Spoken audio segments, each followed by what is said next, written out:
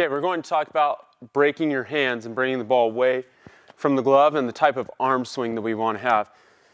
The main thing is that as I'm bringing the ball back, I want it to be working in a direction towards second base. So I want, from this angle, I want the ball to be working this way. We don't want to bring the ball back too much right here. We don't want to like arm bar and shove the ball back this way.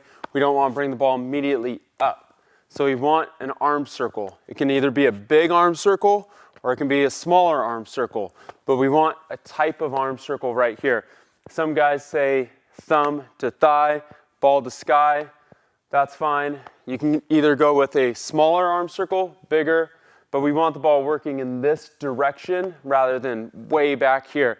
So as first drill, we're just going to work on breaking the hands and bringing the glove arm side up and then the ball making that type of circle. It should be the elbow leading and the ball coming back as the elbow breaks. We want, as we do that, I like to have guys on a piece of tape or a stripe like this.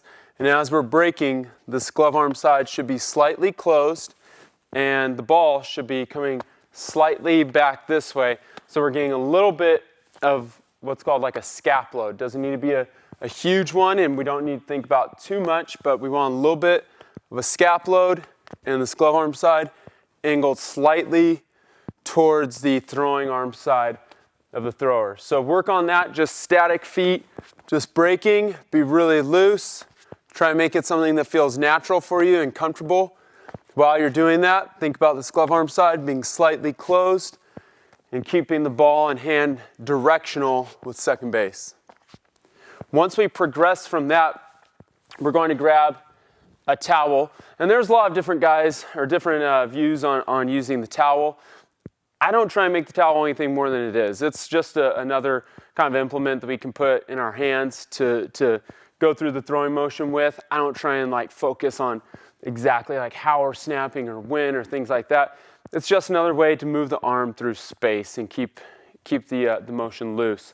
So we're going to progress from just the ball in our hand working on the break with stacked feet. Then we can progress to breaking and then throwing through. So break, throw through, break, throw through with a follow through there.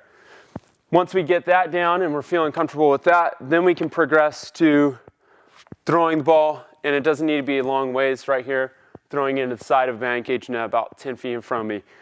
But we're working on the same idea, being directional as we break, that arm circle, and then throwing through with a follow through.